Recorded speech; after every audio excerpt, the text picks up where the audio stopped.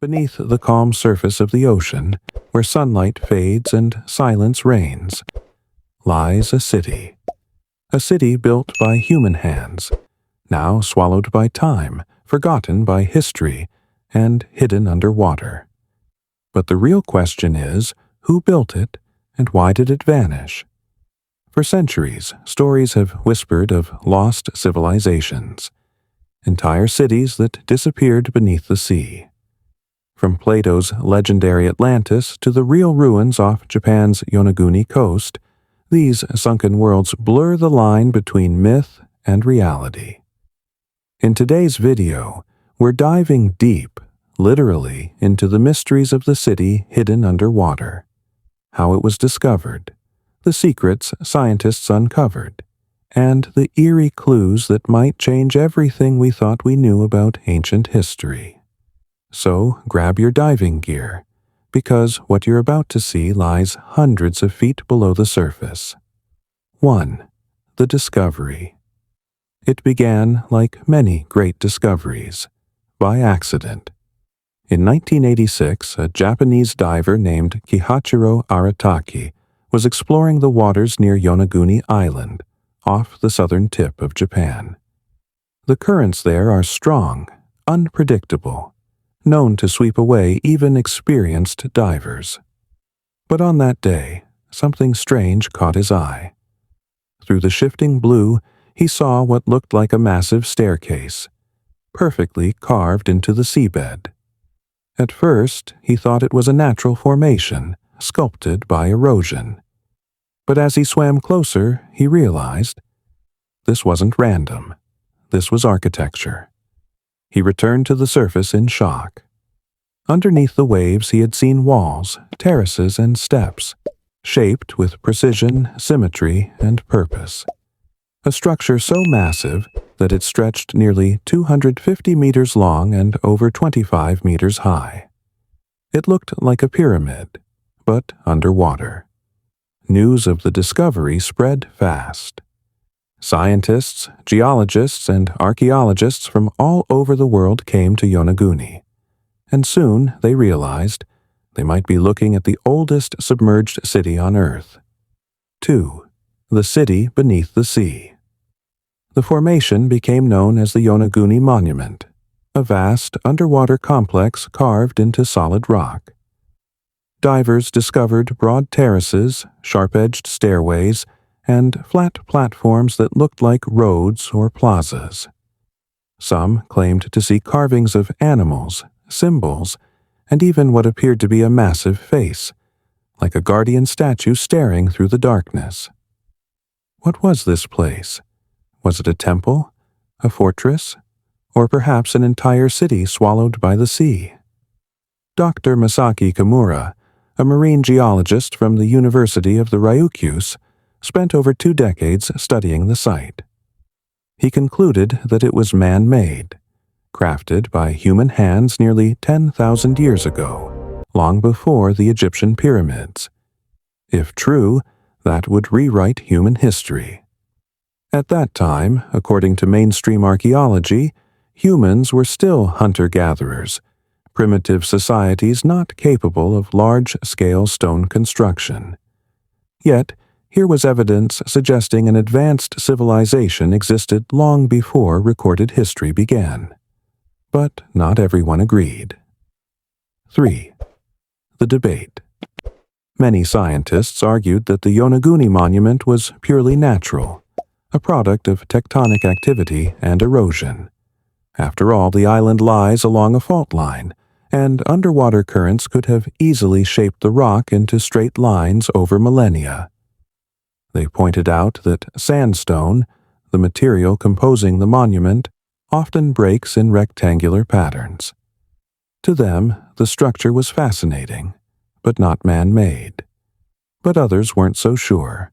The right angles were too perfect. The steps were too uniform. And the alignment of certain features seemed intentional, pointing directly toward the sun during the solstices. Even more intriguing, researchers found stone tools and traces of ancient roads leading from the shoreline to the underwater site. If this was all natural, how could those artifacts be explained? Dr. Kimura believed the site was once part of a larger coastal city that sank due to rising sea levels after the last ice age. Around 10,000 years ago, when global temperatures rose, glaciers melted and oceans surged, burying countless ancient coastlines beneath the waves. Could Yonaguni be a remnant of one of those lost worlds? 4. Theories and legends. The mystery deepened when researchers began connecting Yonaguni to Japan's ancient myths. In Japanese folklore, there are tales of a lost kingdom called Mu, sometimes referred to as the motherland of civilization. According to legend, Mu sank suddenly after a series of catastrophic earthquakes, a story eerily similar to Plato's tale of Atlantis. Could Yonaguni be part of that lost empire? Some even believe the monument might predate recorded Japanese history entirely, built by a civilization that vanished long before the Jomon people. Others suggest it was a ceremonial site, a place where early humans worshipped the ocean itself. But the deeper divers went, the stranger it got. At depths of 30 meters, they found what appeared to be a large, square stone platform surrounded by pillar-like structures. Some called it the Grand Staircase, others called it the Pyramid of the Pacific, and nearby they discovered another formation, what looked like the face of a massive statue, eroded but unmistakably human. If this was nature's doing, it had a strange sense of artistry. But here's where the story takes a darker turn. The ocean isn't just a vault for ancient mysteries, it's a destroyer of them. Salt water, pressure, and time have eroded the site for thousands of years, and with every passing decade, more of the monument crumbles. Scientists can't even agree on how to preserve it, if they should at all. The Japanese government has been hesitant to classify it as a heritage site. Why? Because the debate over whether it's natural or man-made remains unresolved. Without consensus, funding and preservation remain limited. In other words, the city hidden underwater might vanish again, this time forever. The science of the sunken city. To understand Yonaguni, we have to look beyond mythology and into geology. Around 12,000 years ago, at the end of the last ice age, sea levels rose by more than 120 meters. That's enough to submerge entire coastlines, river valleys, and cities. Many archaeologists now believe that ancient civilizations lived along those coastlines, now buried deep beneath the sea. What we think of as lost civilizations might simply be the ones we haven't yet rediscovered. Using sonar mapping, researchers found other submerged structures near Yonaguni, including rectangular foundations and stone roads connecting several underwater plateaus. This suggests Yonaguni wasn't a single structure, but part of an entire underwater city complex. And if that's true, it changes everything we know about early human civilization in Asia. The human connection. One of the most fascinating aspects of Yonaguni is how it mirrors structures from other parts of the ancient world. For instance, the stepped terraces resemble Mesoamerican pyramids, like those in Mexico's Chichen Itza. The stone masonry echoes Peru's ancient Inca walls, known for their seamless precision.